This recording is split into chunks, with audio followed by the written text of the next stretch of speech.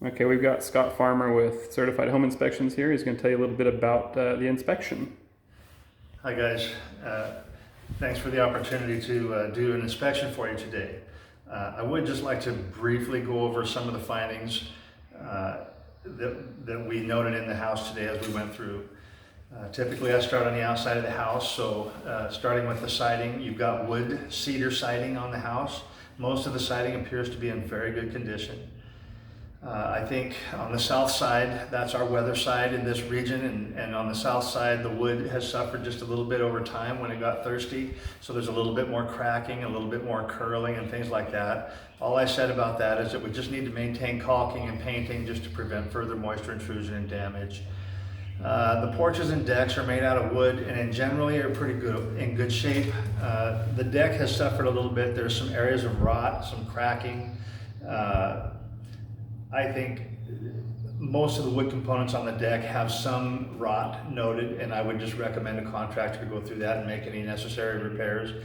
I would tell you if you were here, you can do that on a Saturday or two in the afternoon, but in my report, I will recommend a specialist for any system or any anomaly that I find in any system of the home. The roof is in good shape. I think that there's quite a few years of life left in it. The chimney cap is rusty. It's quite rusty, and I recommended maybe cleaning it off and painting it to prolong the life of the metal. Other than that, I think the chimney's in good shape. All the flashings appear to be in good shape. The skylights are cracked.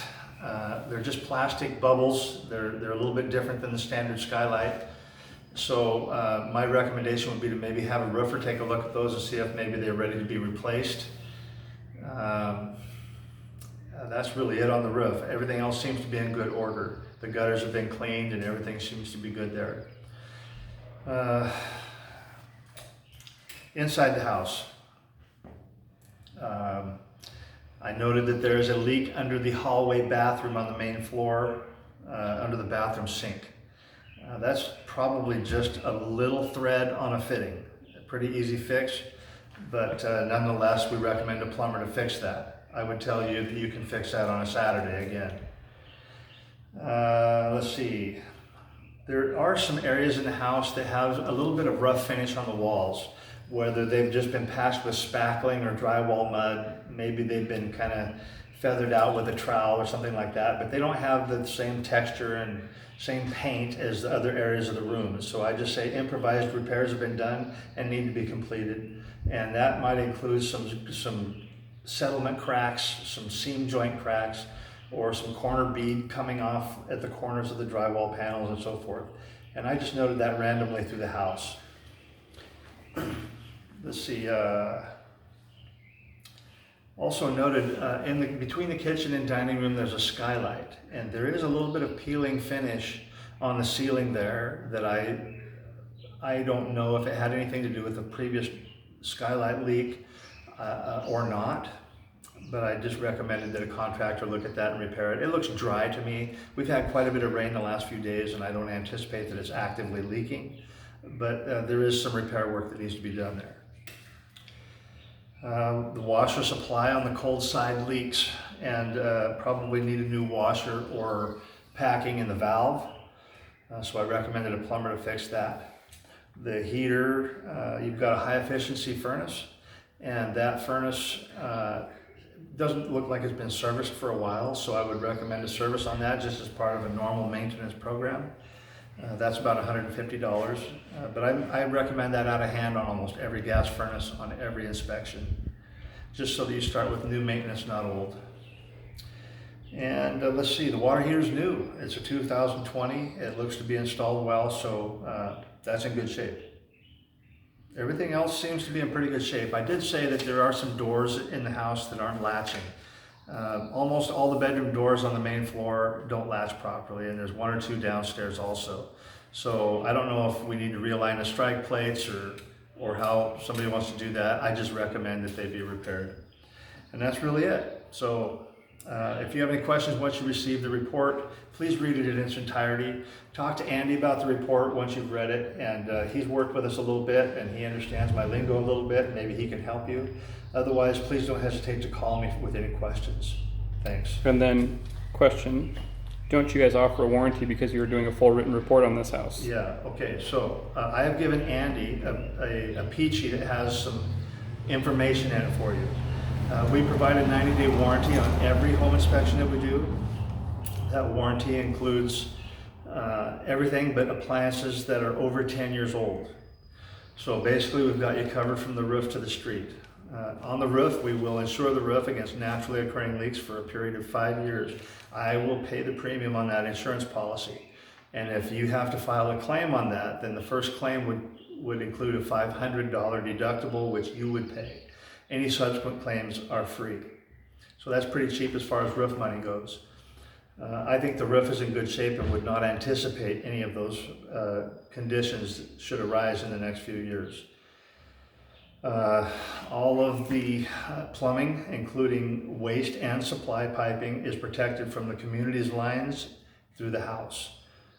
And got some mold protection there for you. I did not find any mold condition in the house today.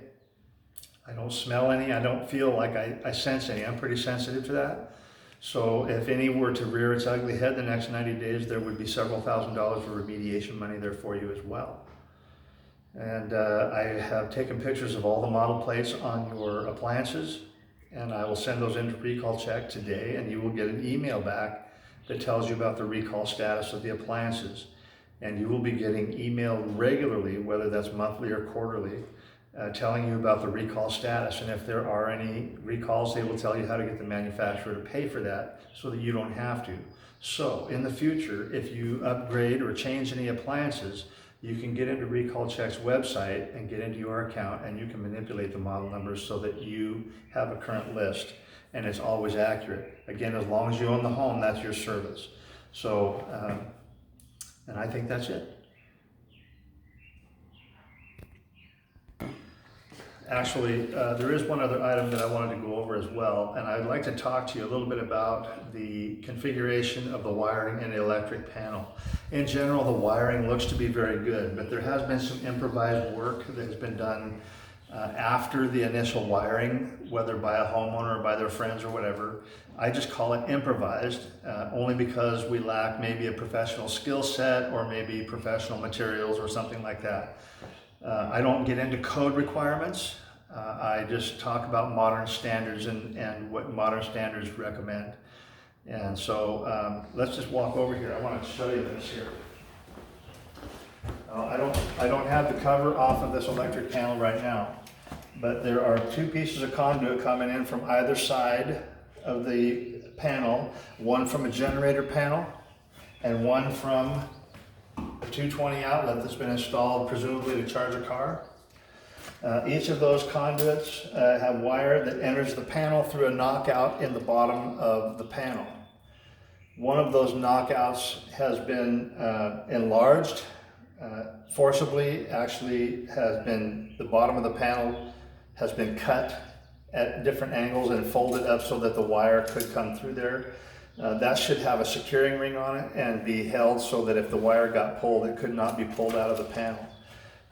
The other wire also passes through a plastic liner in that knockout without the proper securing clamp. So I recommend an electrician to take a look at this for you. And I think that anybody with any know-how could actually accomplish that. But in my profession, the state requires me to always refer to the appropriate expert to fix any anomaly in any system. So when you get my report, you will see that in the summary, those things that need attention, I will recommend the appropriate expert for. That is not to be putting any requirement on you, and I don't want you to be alarmed by that, because if it were me, I'd probably try to do all these repairs myself, and you're more than welcome to do that. I encourage that, but with the caveat that if you don't know what you're doing, get the expert. Okay, I think Scott's signing off then. Yeah.